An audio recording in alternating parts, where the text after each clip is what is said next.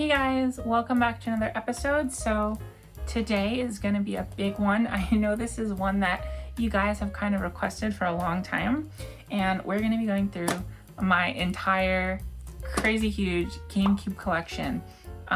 So I've been collecting for the GameCube since it came out. I bought a GameCube at launch with my own hard-earned cash. It was the first system that I bought with my own money.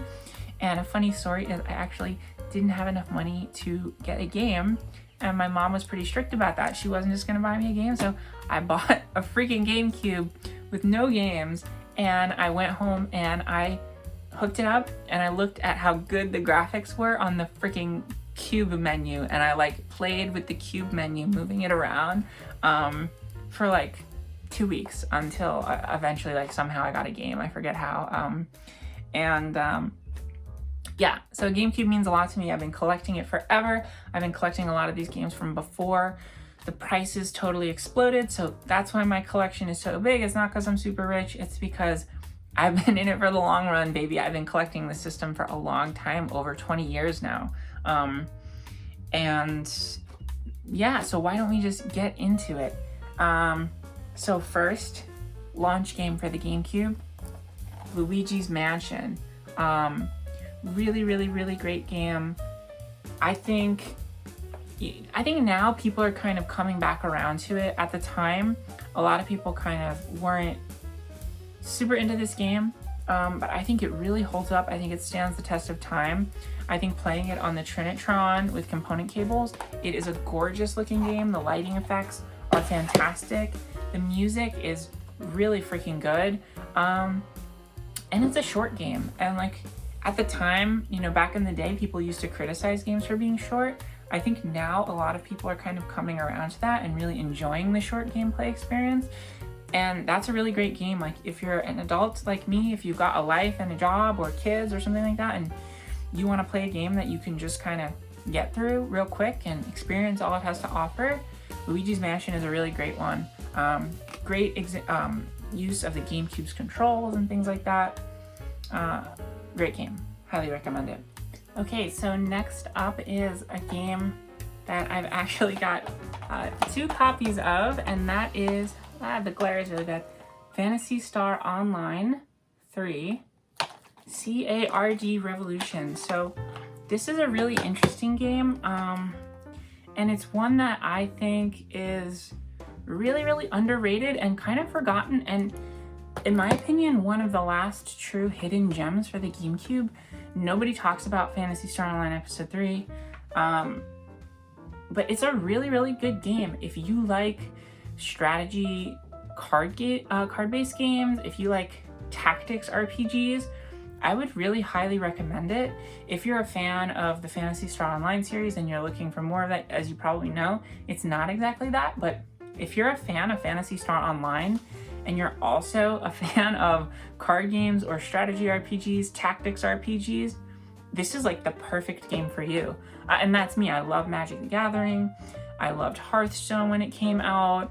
I love Final Fantasy Tactics and Tactics Ogre and Fire Emblem, Pokemon trading card game, and Phantasy Star Online. And this like mashes all those things up into one really weird, cool stew with amazing music and really great graphics.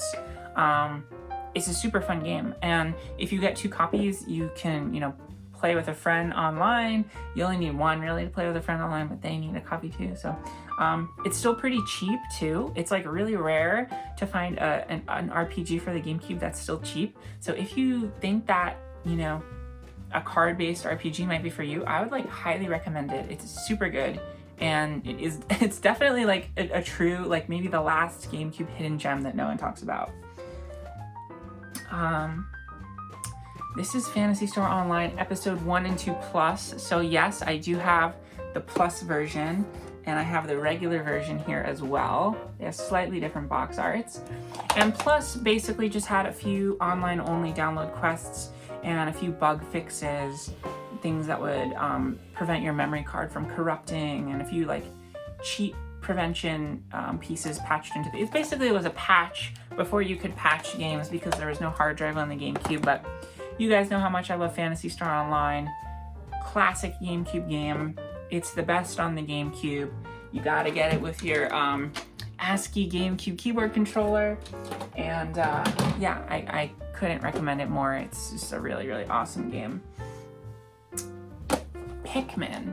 This was another really early GameCube release, and for me, it was, at the time, really like a symbol of the future of gaming. I remember seeing this, at least from a graphics perspective, and just my mind being blown that for the first time in a game, a battery looked like a battery, you know, and you would see those little objects. A can of soup in the game looked like a can of soup in real life. It was crazy, right? Because coming from the N64, when a can of soup looked like a freaking papercraft can of soup, in Pikmin it actually looked like the real thing. So I loved that at the time. Really great graphics. I think the graphics still hold up, and also super fun gameplay. And also, as we said with Luigis Mansion, a really fun short game that you can, you know, do a playthrough in a weekend, and that's really nice, right? So highly recommend Pikmin. It's a classic. Another one that used to be a hidden gem but now everybody knows about is Odama. So Odama, if you don't know, is a pinball hybrid real-time strategy game that is voice controlled. So it comes, or you know, if you buy it used, it might not come with it, but you need the GameCube microphone to play this game. And you use voice commands to control your troops as a giant pinball like shoots around this pinball table. Was essentially like a pinball table. It's a battle arena, and will like smash into your troops, and you have to fight against enemy troops. It's a crazy, wacky game. It's really, really hard. Honestly, I haven't put much time to. I don't even know if I played it. I've watched a bunch of people stream it. It's all kind of a blur these days. But I definitely need to like give it a really, really solid playthrough. But it's a really cool and unique game on the GameCube, and there's nothing else like it on any console, so worth getting if you're into collecting for GameCube, and still really cheap. Another game that is still really cheap for the GameCube, and that I couldn't recommend more, like this game was almost on my top 10 games of all time list, Final Fantasy Crystal Chronicles. If you have what you need to play this game multiplayer, multiple Game Boy Advances, multiple Game Link cables, and a group of friends that's like down to have a really freaking good time, you cannot go wrong with this game. Amazing graphics, amazing co-op gameplay, a really fun hack and slash loot-driven RPG. I think a really cool and unique story. It's very story light, but it has what I like in a lot of other RPGs, which are these kind of looser stories that you kind of weave together on your own with like little bits and pieces that they give you. Amazing RPG on the GameCube, and also really fun in single player mode. I played it in single player as well as multiplayer back in the day, and recently I played it last year with Lily, and this game's a freaking blast. We love it. We talk about it all the time. Like every once in a while, it'll be like a rainy night or something, we're not feeling great, and we're like, we should play Crystal Chronicles. That game freaking rules, and it always cheers us up. So highly recommend Crystal Chronicles. Also, the Switch port, or like the new port, kind of sucked. So play this version, it's the best version.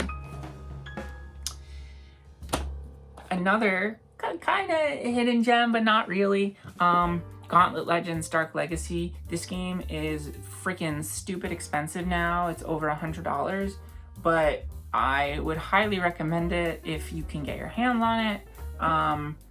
It's really, really cool, and I think there are some differences between the Dreamcast and the GameCube and PlayStation and Xbox versions. Like, they all have their own different quirks. I think the Dreamcast version, and then there's like an N64 version too. I would look it up because they all have like little different quirks and differences and level differences and things like that. But it's a really fun game. Again, it's like a very similar gameplay style to like what you'd be doing co-op in Phantasy Star Online or Crystal Chronicles. It's like hack and slash, you grind your way up. This is the most arcadey of the bunch. So if you were gonna do like a party game where no one's really gonna commit, maybe people aren't as much of gamers, they're more like a casual crowd, but are down to play something weird that their wacky retro gaming friend wants to convince them to play that night. This is a really good one. Like, you could play it with older people. I think I played this back in the day with my uncle, and he was able to figure it out and have a fun time. So highly recommend Gauntlet Dark Legacy. Also, a lot of character classes, which is always fun. Geist. So this is a really interesting one that I played recently, and it's kind of hidden gemmy, but if you read Nintendo Power back in the day, they like hyped the living crap out of this game. They were really trying to push it because GameCube really needed unique first-person shooters. Like Halo was super big at the time, and Nintendo really wanted something to kind of compete with that, I guess, in its own way. So Geist is a unique first-person shooter where you don't actually control a person, you control a ghost, and you go through the game and you have to scare characters by performing various, I guess, what would be like puzzles, like adventure game style puzzles. Like you have to knock over this, broom and scare a custodian, and then you can possess the custodian, and then you can get a gun and blah, blah, blah. It's okay. I had a lot of fun with it for like a night, but it's like not one of my top 20 or even top 30 GameCube games, but it's interesting for like a night if you want to see what it was all about. That's Geist.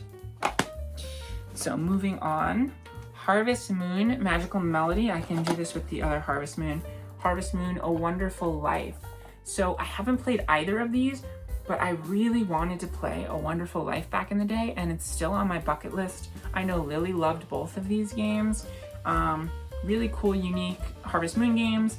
I know this one at least had Game Boy Advance compatibility, I think with Friends of Mineral Town. Yeah, Friends of Mineral Town. And it had like weirdly good graphics. I guess you don't think of Harvest Moon as a game that's like known for graphics, but the graphics for this, I remember in Nintendo Power and on like online websites at the time, really kind of blew my mind, like really good textures and stuff like that. So cool little Harvest Moon games that I need to play. Ikaruga. This is one that has been a favorite of mine for a really long time. Back in the day, I used to tell people this was one of my favorite games of all time. It's probably my favorite top-down shooter. I don't know if it's my favorite shooter because Sexy Parodius is like really freaking up there. I love the Parodius series, but Ikaruga is like really, really unique. It's this awesome hybrid of a shoot 'em up bullet hell style game with a puzzle element, or what I would kind of call like, it's kind of a puzzle element where you flip colors and then absorb bullets. So there's two color bullets, black and white, and if your ship is white, you can get hit by as many white bullets as you want and not take damage, and vice versa. So you're going through the game kind of flipping and taking bullets rather than actually dodging bullets like in a traditional bullet hell style. And the more bullets you absorb, the more powerful you get, and you can perform big like boost attacks and stuff like that. It was originally on the Dreamcast, but awesome on the GameCube. Could also play it in Tate mode. And here's a tip, don't flip your CRT when it's still turned on, because you'll mess up the like GOS settings and you'll have to degauss the whole thing. And I did that back in the day as a kid. I like tilted the TV to play in Tate mode, which if you know is like vertical orientation, and I messed up my TV. So yeah, don't do that. But Ikaruga, really great shooter. So Mario Kart Double Dash, really great Mario Kart game. Most of you probably know it. I think it's okay. I think over the years I've kind of gotten a little bit bored of the Mario Kart games, but this is one that I'm definitely fond of. Coming up with interesting character combinations and pairs was kind of really fun. Really good graphics overall on the GameCube, really good music. As you can see, it's kind of water damaged. Funny story, when I was away at college, my closet leaked and messed up a lot of my game collection, which friggin' sucked. But this is a cool game, and also it's famous for the 8-player LAN with multiple GameCubes. That's always really cool. You'll see that at a lot of retro gaming conventions these days. So yeah, really fun multiplayer Mario Kart game. You guys know Mario Kart. Paper Mario, The 1,000-Year Door. So funny story is, I've never played this game. I loved the original Paper Mario on the N64, and I loved Paper Mario, Super Mario RPG on the Super Nintendo. So I picked that one up, but just my backlog is crazy and I've never been able to play it, but a lot of people say it's the best in the series. So I probably should play it. But Paper Mario Thousand Year Door. Mario Power Tennis. I picked this up weirdly, like back in the day. I was committed to buying like every game that had Mario in it, which I am not anymore, thankfully, because there's way too many of them. And it was fun at the time. I remember it being like a fun tennis game. I remember always feeling like I didn't like sports games, but with the Mario twist, it made sports games fun for someone who's like not a sports fan like me. So there's like cool little power-ups and things like that, but it's kind of like if you played Mario Tennis, you played Mario Tennis. It's tennis with power-ups and Mario characters. But it's fun. It's a solid game. Metal Gear Solid: The Twin Snakes. So I freaking love this game, and I will defend this game against everybody. A lot of people hate this game. They think the changing the controls like ruined the original. But as somebody that this was my first experience with the Metal Gear Solid series, I never felt like anything was being changed or ruined. This was just me learning about Metal Gear Solid, and I thought the story was amazing, and the cutscenes were amazing, and the graphics were amazing. I thought it was so cool and so immersive. I loved the voice acting. Like, I loved everything about it. Stunning game. To this day, I've become a huge Metal Gear Solid fan, and I've played the original, I've played 2, I've played 3, I've played this, I've played 4, I've played the Game Boy game. I haven't yet played 5, but I've played a lot of Metal Gear games, and this one next to 3 is my favorite. I would really recommend it. It's a very unique experience. Super, super cool game.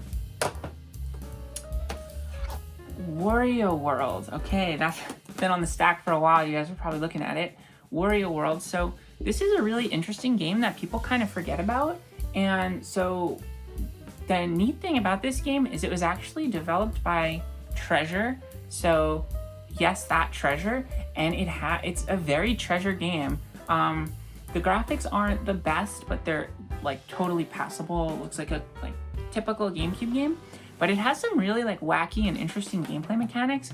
And I haven't beat it, but as far as I know, it's like on the shorter side.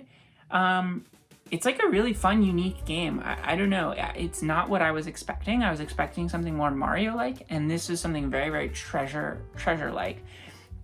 Treasure in the sense of like Stretch Panic kind of Treasure, not really like Gunstar Heroes or Ikaruga, but more like the weird stuff that they did, like kind of like Stretch Panic.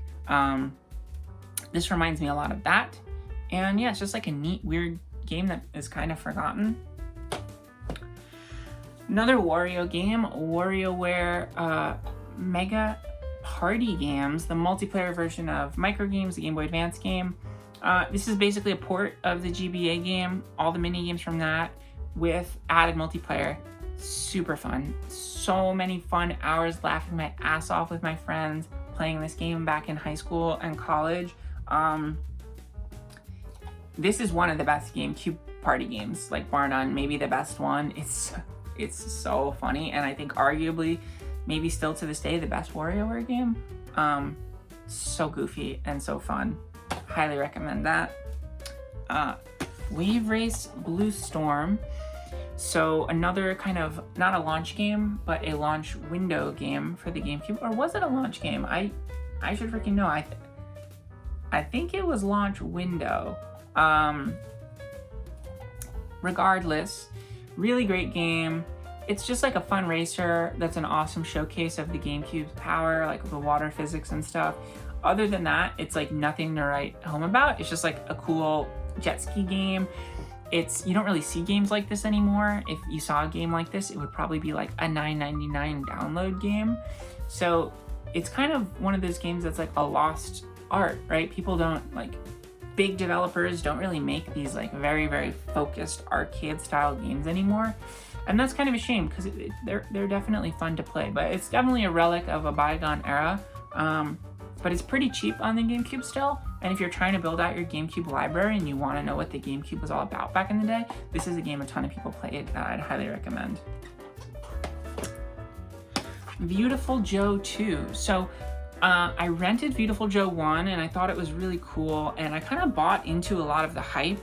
I remember magazines and websites at the time were saying like it was the return and the revival of like the 2D beat 'em up brawler with amazing stylish graphics and all this stuff, and I think they're good games, but you know, I played 1 and then, you know, I bought 2 and it was just freaking hard and repetitive, and this is weird. I remember it hurt my hand a lot to play this game. I should give it another try. I might have just been not good at it or playing it the right way, but I remember it being like cool and fun and unique and stylish, but just kind of not my bag.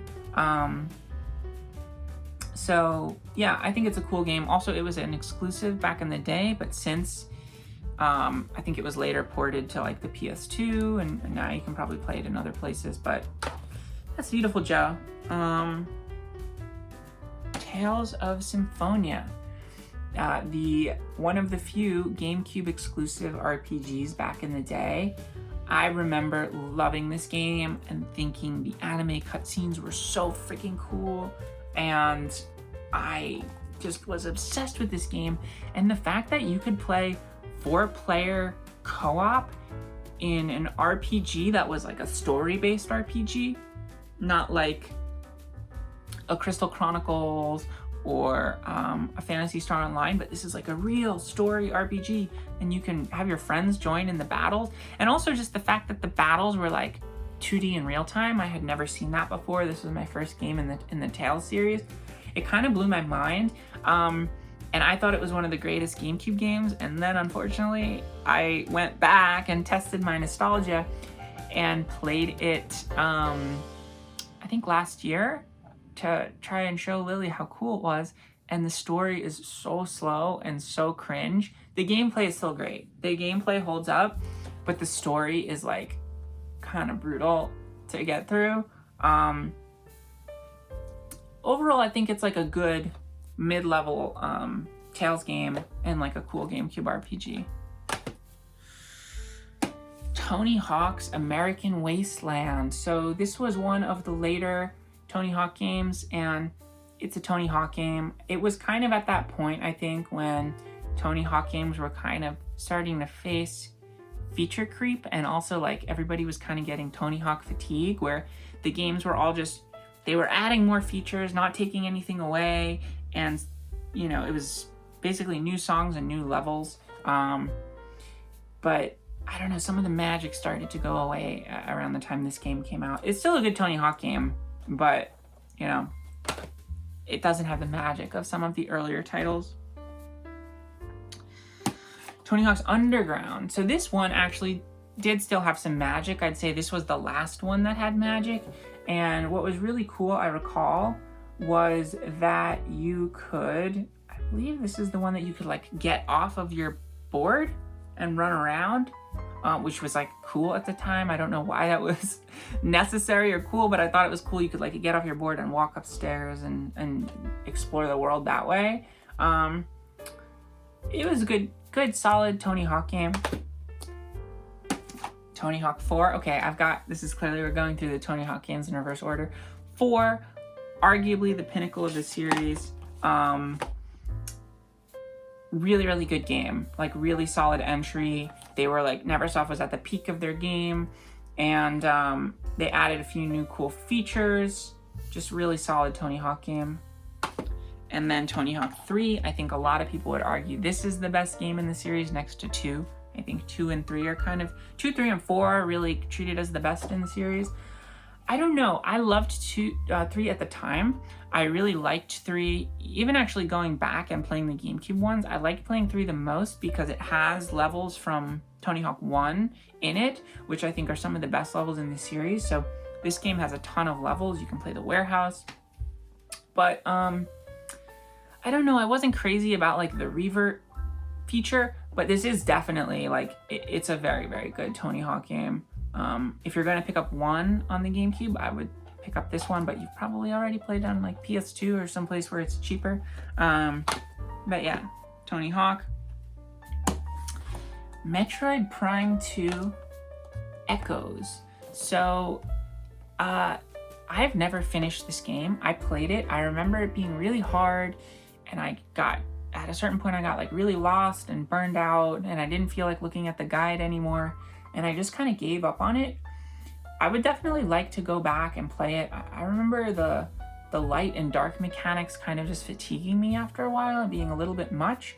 But if you like Metroid Prime and just want more of it, like classic Metroid Prime, this is a good one. Amazing graphics on the GameCube and amazing music, like the first game. Okay, so Metroid Prime, the original. This game was really an awesome game. It totally blew my mind and changed my life when it came to gaming. When this came out, like the graphics were super stunning. A lot of my friends at the time were playing Halo 1, and that was kind of their watermark game, and I was playing Metroid Prime. And it's interesting because I remember actually at the time, I think the general consensus was,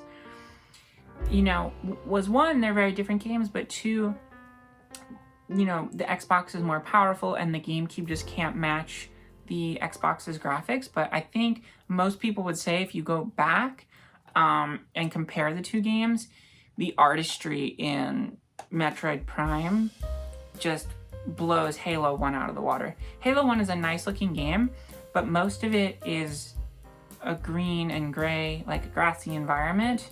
And Metroid Prime has so many different environments. It's so varied. There's so many different creatures. Halo 1 has like 6 or 7 different enemy types. And Metroid Prime has like a ton. Super awesome game. Really innovative for like the snow effects and the water effects that hit your visor too. I think that's still cool even to this day. I think a lot of other games do it, but this game did it first. So really cool for that.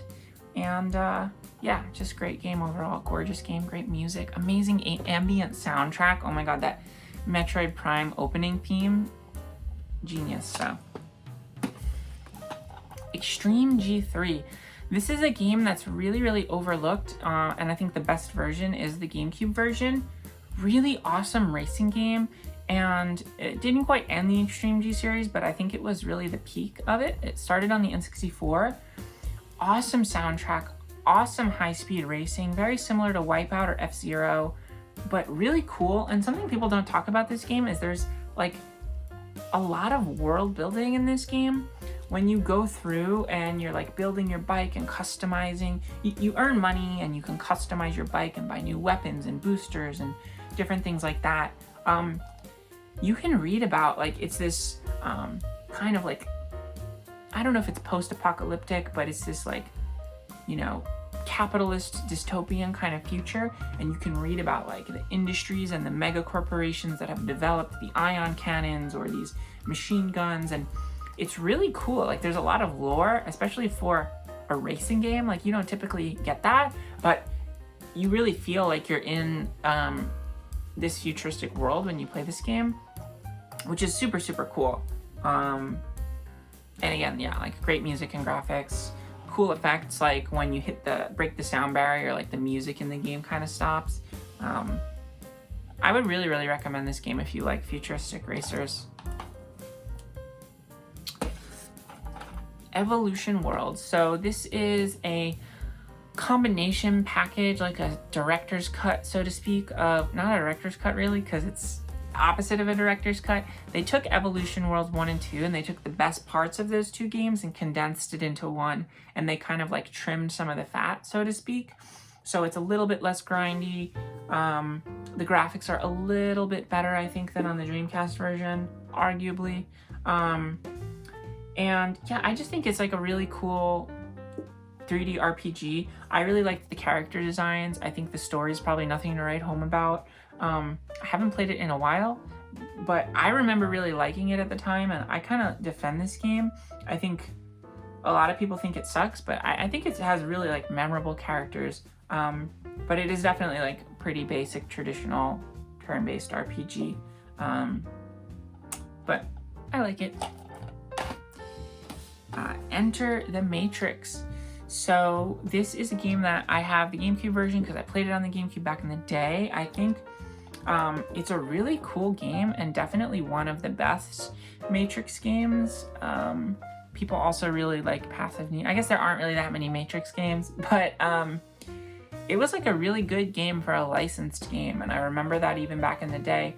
Cool fact about this game is they actually filmed, when they were filming the movies, they filmed special extra scenes and additional content for this game. So this game is 100% canon with the movies, and its events in this game take place around the events in the movies, rather than a traditional licensed game where the game is just like you're playing this kind of goofy version of what happened in the movie. This is all canon, and it's side story and backstory with real footage and real, like, the actual voice actors are in this and stuff. It's really cool in that sense. I would probably play the Xbox version. I think the Xbox version can run in 720p, where the GameCube version can only run in 480. And the PS2 version is kind of the lowest version that has kind of the weakest graphics of the three. But really cool game, especially for a licensed game. Dave Mirra Freestyle BMX2. I loved this game back in the day. It was this game and Tony Hawk 3, and I played these games like crazy. I think this is actually the first game I ever got for the GameCube. And I got this, and I think I got Tony Hawk 3 about a week later, and those were actually my first two GameCube games, which kind of interesting. I think probably not many people started off with the GameCube in that way, but what's fun about this game is it has a bail mode where what you try to do is go like as fast as possible and make the biggest jump possible and have your character like land on a car and then get thrown by a car into the bus and then get thrown by like the bus into the train and get run over by this train on the train tracks and like dragged along, and you try to see how much bodily damage you can do to your character. And then you get points for like how much you basically like destroy your character, which is like really fun and very unique. I don't know many other games that have done that. Also really great soundtrack, very like parallel to the Tony Hawk stuff, and all around like good graphics and gameplay. The original Burnout, I remember when this game came out, and I thought the graphics were so good at the time, the crash physics and all of that stuff. It was actually, interestingly, very similar to this game. It was fun. It was this novelty of like getting points for destroying something. Really liked this game back in the day. Haven't played it in a while, but I really loved that crash mode. Crazy Taxi. Another game. This is fun. I'm like going through a series of games totally coincidentally where you cause massive damage for points. I guess that was kind of like a theme in the 90s, early 2000s.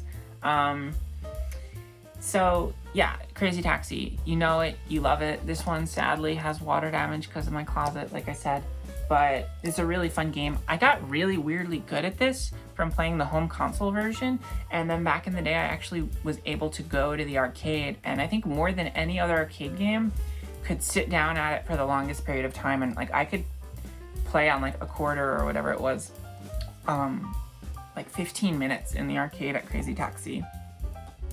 I don't know if I'm still that good at it, but yeah, I really love this game. Okay, Custom Robo. So this is one that honestly for me was kind of disappointing. I love robots. As you guys know, I love Gundams and stuff like that.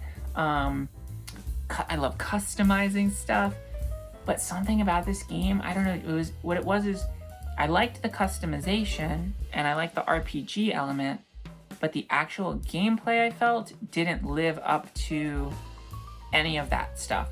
I thought the gameplay was overly simplistic and really boring, and it felt like a button masher, and I felt like I never had control over whether or not I would win. Yeah, long story short, like, customization's cool. I think the actual gameplay is pretty lackluster. But, you know, it's Custom Robo. So, GameCube exclusive. The Legend of Zelda and Master Quest.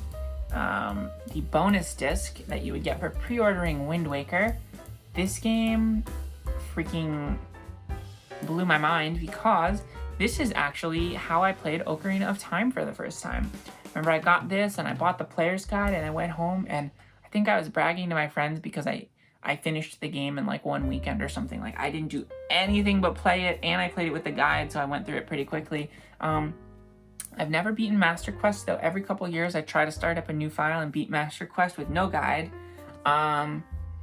It's Ocarina of Time, and Master Quest is cool. I don't know what more to say. It also interestingly has some like little demos of other games, like 1080 and Metroid Prime. They're only video-based demos, but pretty cool. Wind Waker. This game is one of my favorite GameCube games. It's one of my favorite games of all time. It like just narrowly missed being on my top 10 games of all time. I think it's one of the best Zelda games, and up until Breath of the Wild, I think it was unmatched in terms of freedom of exploration offered to you by a Zelda game, as well as I love Toon Link. I love the cel-shaded graphics. I love the music in this game. But yeah, I really just love the freedom. I love the freedom to explore the open sea and find islands and find treasure. It felt like an adventure where I feel like, as much as people love Ocarina of Time and Majora's Mask, they feel much more linear, and like you're going through the level and you're doing this, but this game, it really feels like you're discovering and exploring, and that's what I love about it. Zelda Collector's Edition. This is actually also the first way I played a bunch of other Zelda games. The first way I played, I think maybe Zelda 1. This might have been the first place I played it. Zelda 2, I had played it on the NES back in the day, but here I really tried to beat it, never did. Super hard game. This is a good way to play like all, like, the, you know, a bunch of the core early Zelda games. And I think I had 2 copies of this game back in the day, because I got one for pre-ordering, and then I got one for just being a member of Nintendo Power or something like that. They like just mailed this game to you, which is crazy to think that they did that, but they did. But I unfortunately sold the other one, so. Smash Bros. Melee. So this is definitely, arguably my favorite Smash game. It's really up there. I also really like Brawl because I like the Subspace Emissary, but I really love this game. This game kind of was one of the catalysts, interestingly enough, that got me into retro gaming, and it was the trophies that you would unlock in this game would tell you about all of these obscure Nintendo characters and pieces of Nintendo history, and I was like, I never heard of this thing. What is this game? Like, who is this character? And that sent me down this rabbit hole of doing research and learning about all those early games and wanting to play them on emulators or picking up physical copies however I could. And like, in its weird way, that's, you know, like what I, you know, credit. I don't know. That's kind of my favorite thing about this game, is that how much it got me into retro gaming. The core game was like fun with friends. It's Smash Brothers. But I'm not a super technical fighting game person, so I never, I always lost to my friends, so that wasn't very fun. But I really loved the single player. I loved unlocking stuff. And I thought the graphics were crazy good at the time. Super Monkey Ball 2. Amazing arcade style game. So hard and so fun. This is like a really fun game to just like play with a couple people and see how many levels you can beat. It's like stupid hard, and then the party games are also really fun on top of that. Like Monkey Golf is really good. Monkey Target is really good. Monkey Bowling is amazing. It's a really solid game. I feel like it's kind of, you know, there's kind of this little Monkey Ball revival happening, but interesting is that the creator of this game created the Yakuza series, which is like super weird, and I didn't discover that until fairly recently. So that's a little fun fact, but this is just a really good like classic arcade style Sega game. Feels like something that if the Dreamcast wasn't discontinued, like would have been on the Dreamcast and been a game we think of as like a classic Dreamcast game, but it was on the GameCube. Super Mario Sunshine. So this game, I know a lot of people love, and I tried to give it a shot last year, and really, I gave it a go. I love the music, and I love the setting. I love tropical settings in video games. It's my favorite setting is tropical setting and jungle setting, and I just couldn't get into it. Something was missing for me, and it wasn't FLUDD. It's not. I don't dislike FLUDD at all. Perfectly good gameplay mechanic. Something about the rest of it, I don't know if it's, I don't know. I don't know what it is, but something about it just didn't click with me the way Mario 64 did. Yeah, so I'll give it one more shot, but yeah, I kind of got stuck and I got to a slow point and I couldn't unlock any new levels and I kind of got bored, so I kind of stopped playing it. Bomberman Generation. This is a GameCube exclusive, and I think it's a really good Bomberman game. It's a game not that many people talk about. I loved it. I really liked the system of upgrading Bomberman's abilities through collecting these monsters, which are kind of like Pokemon. And as you level up the monsters, you level up Bomberman's ability with whatever enhancement that monster gives him. So it's a really cool Bomberman game. I have my save file from back in the day, and I tried to play it again recently, and I'm still stuck at the final boss. So I've never technically beaten this game, but I've been at the final boss for 20 years, so there's that. Beyond Good and Evil. This is another game like, I think it was originally a GameCube exclusive. I can't remember, but it quickly went multi-platform. I don't know. I'm not 100% on that, but for some reason I'm thinking maybe it was an exclusive at some point. Zelda style game. You probably know about this. I never really got into it. I don't know what it was. I tried to play it maybe like 5 years ago, and there was like a lot of talking in the beginning, which probably makes me sound like an impatient baby, but I remember feeling just like, oh my god, there's so much talking, I want to play this game, and then I put it down and I just never picked it back up. So I know it's critically acclaimed and people love it. It's a cult classic, so I definitely want to give it another shot, but I haven't really played much of it, sadly. Billy Hatcher and the Giant Egg. This probably has the worst water damage of any game in my collection, which is a bummer. It's an okay game. I don't know. It's kind of fun. I've tried to play it many times over the years and I kind of get burned off. It's pretty difficult. It's just a unique Sonic Team game. It's got unique mechanics where you roll around this giant egg. It's basically a 3D platformer with an egg rolling gimmick. But something about it is just like very frustrating to me, and I die a lot, and then I get game overs, and it's just a pain. So maybe I just suck at it, but I don't know, it never quite did it for me. The opening FMV, however, when this game came out, I remember sitting down a friend of mine and being like, look at this opening FMV, like, these are the best graphics ever been made, ever. The opening FMV, this does look crazy good though. Baten Kaitos, awesome RPG. In terms of classic RPGs, again, it's weird, it's like a card RPG. Why did the GameCube get so many card-based RPGs? I don't know. Probably like the best traditional RPG on the GameCube. Gorgeous, like hand-drawn, pre-rendered backgrounds, really, really good combat mechanics, interesting story, really unique character designs. There's not really much else that's quite like it. Yeah, it's a really, really good game. Probably the best GameCube RPG, and I highly, highly recommend it. If you want GameCube exclusive, this is a good one to get. Origins, the sequel, which is actually the prequel, I haven't played yet because I haven't yet finished this game. So once I finish that, I will give this one a shot. I think it's probably more of the same. I don't know that much about it. But it has the same like pre-rendered backgrounds and stuff, so I'm really excited to give this a shot. The original Animal Crossing, in my opinion, the best version of the game.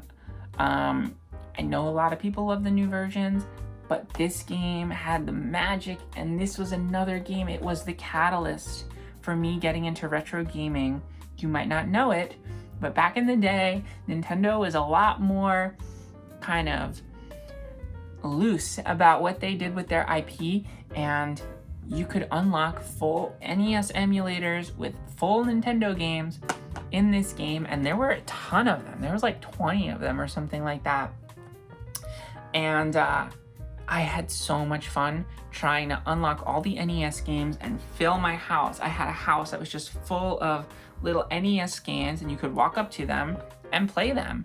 And I learned about a lot of games I never heard of, like what the heck is Clue Land, and some other, you know, just wacky, weird stuff. Donkey Kong Jr. Math, what the heck is that? And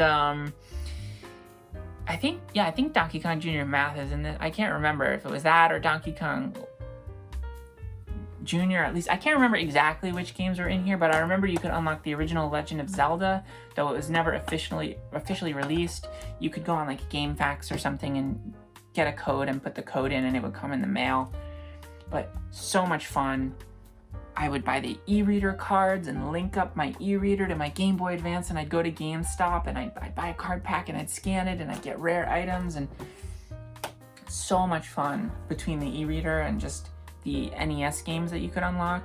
And the gyroids, which for some reason they like took out of some of the newer games for no reason, and Mr. Rossetti always yelling at you in this game if you reset your system. Just, I think it's the best game. Also, one of the best ambient soundtracks in video game history, in my opinion. Not a game, but you can't talk about the GameCube without talking about the Game Boy Player. Awesome way to play GameCube games. Not much more to be said. This disc is like weirdly rare and expensive now, but the Game Boy Player on a CRT is amazing. I would highly recommend using the Game Boy interface software. It's better than the Game Boy Player software. The scaling is better and your game will look a lot sharper, but the Game Boy Player is freaking awesome. Modelista is kind of rare. It's not a GameCube exclusive, but the GameCube version is kind of rare for some reason. I tried to play it and I couldn't get into it. It's an interesting kind of, it's a cel-shaded racer. I don't know, it just didn't do it for me. It uses real cars. It's kind of like a sim-ish racer where you like upgrade little parts of your car and stuff like that. I don't know, it didn't do it for me. 1080 Avalanche.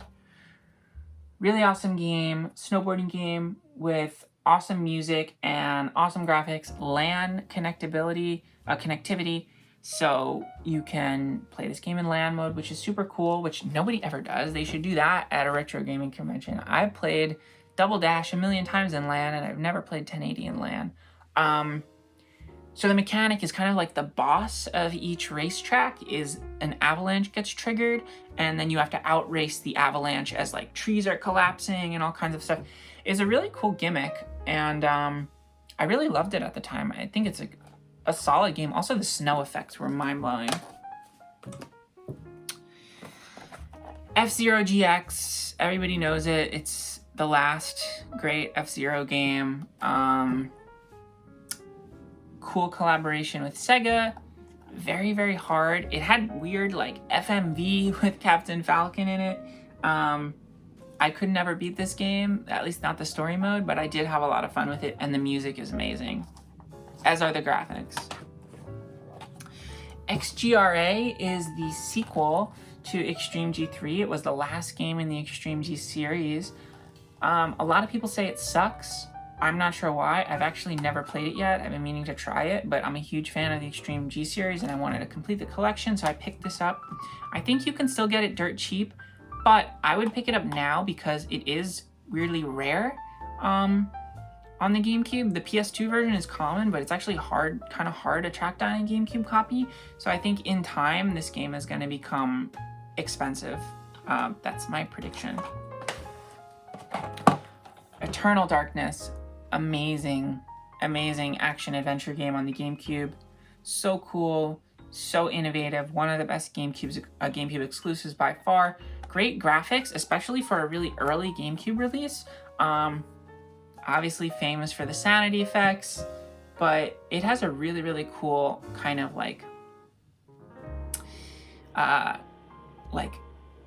I don't know how you say it, like it's like that Cthulhu, I'm like totally blanking on it, like Eldritch Cthulhu horror, Lovecraftian horror. It's Lovecraftian horror, and it's super cool and fun, and the gameplay is good. The story is really dope.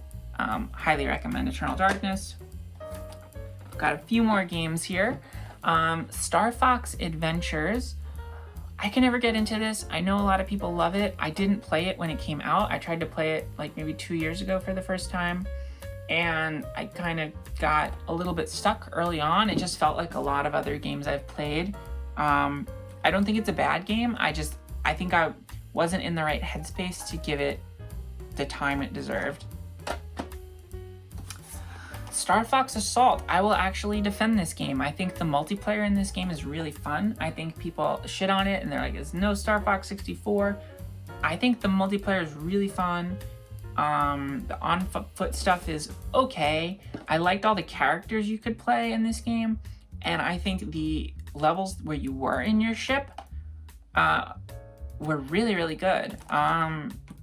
Unfortunately, it wasn't all of the game, but those levels are really good. The graphics are really amazing. I know there's like one of the opening levels where you're like flying through a jungle, and it was really gorgeous on the GameCube. I remember thinking like, wow, this is really beautiful and really fun. Yeah, I don't know. I think people think negatively of this game, but I would give it a shot if you like Star Fox. I'd say also probably the best Star Fox game next to the original N64 game or a 3DS port of the N64 game. Star Wars Jedi Outcast. I don't know why I have this in my collection. I've never been a huge Star Wars fan. I think I got it from my uncle, and like it was in his collection, and it somehow ended up in my collection. I want to give it a shot at some point because I'm interested in it, but I've never really played much of it. SSX Tricky. Awesome snowboarding game. Very different than 1080 Avalanche. It's more trick-based. I'd say a little bit more of an arcade game, less of a racer. Multi-platform game, you probably know it. I had a lot of fun with it. Yeah. Soul Calibur 2. We all know the GameCube version of Soul Calibur 2 is the best version of Soul Calibur 2 because it has friggin' Link in it. Amazing game. Had so much fun in the like RPG dungeon mode where you get different weapons. What was cool about Link was he had all these different weapons from Zelda history. Like you get the Razor Sword and the Bigoron Sword and the Gilded Sword. And then some others, like the Fairy Sword. It was really, really cool how they kind of incorporated that Zelda lore into that element of the game. And then amazing graphics, amazing fighting mechanics. Awesome fighting game. Arguably the best in the Soul Calibur series.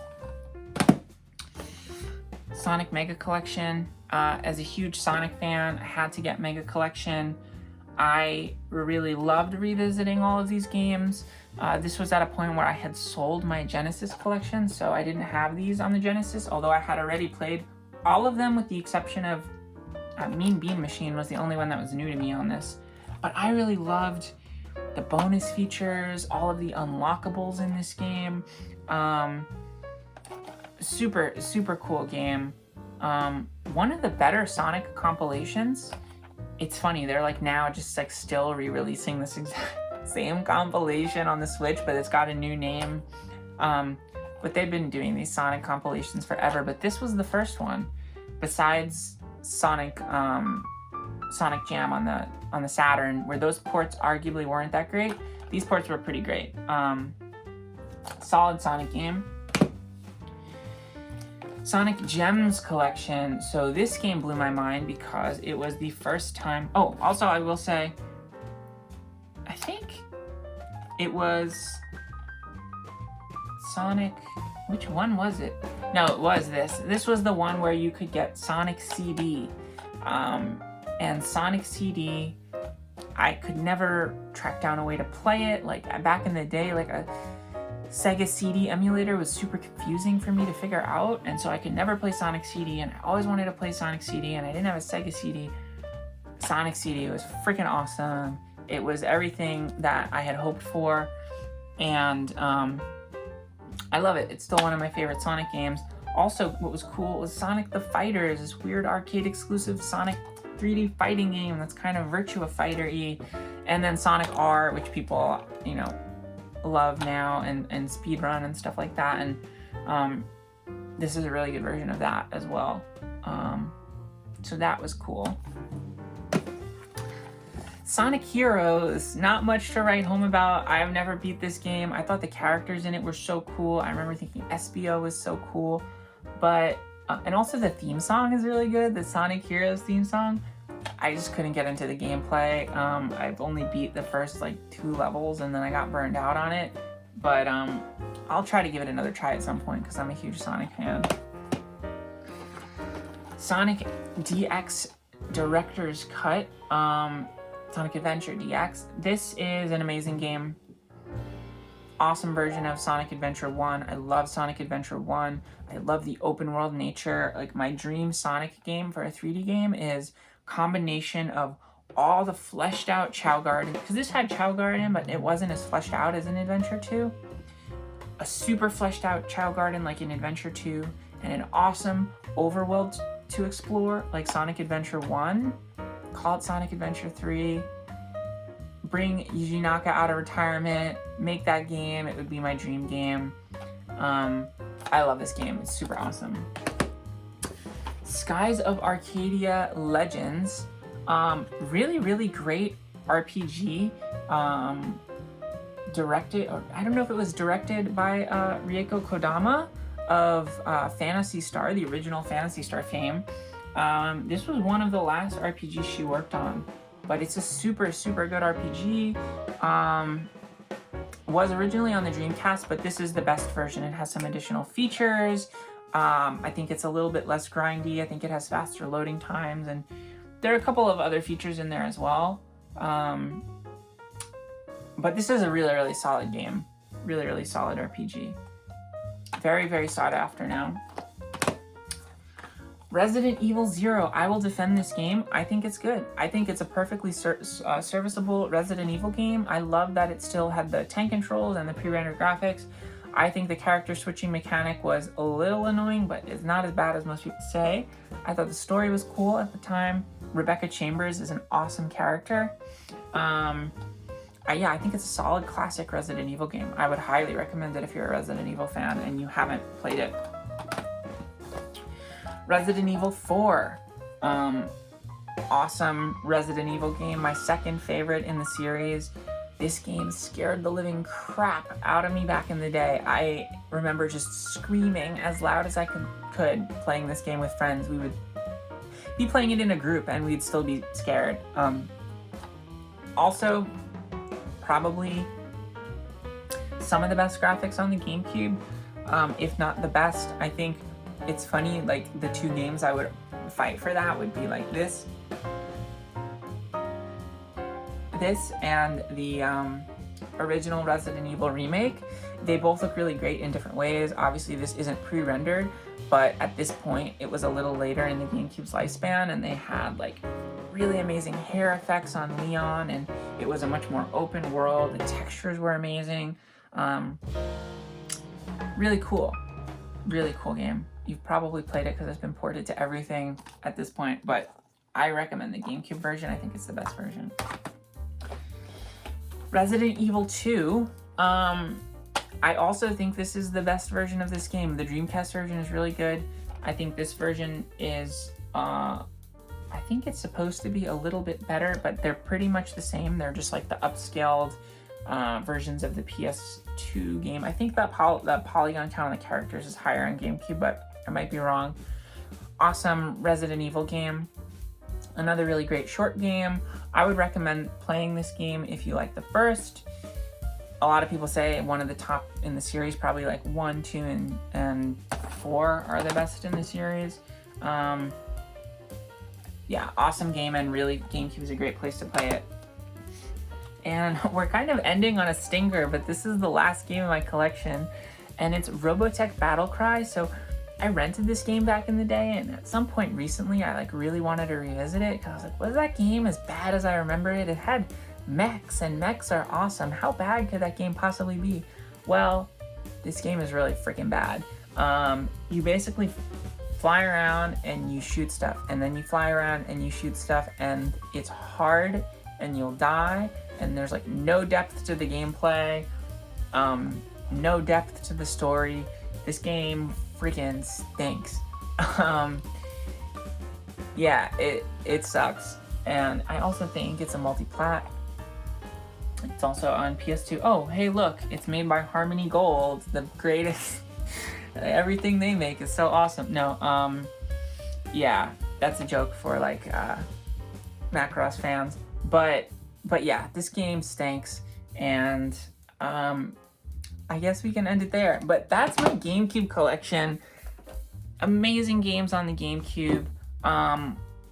It's a system that's super worth getting into. Even if you don't have a huge budget, I would recommend picking up some original GameCube hardware or a Wii and getting some of those cheaper games. Like I said, like Phantasy Star Online Episode 3 is really cheap. Some of those big classics are pretty cheap, like Wave Race.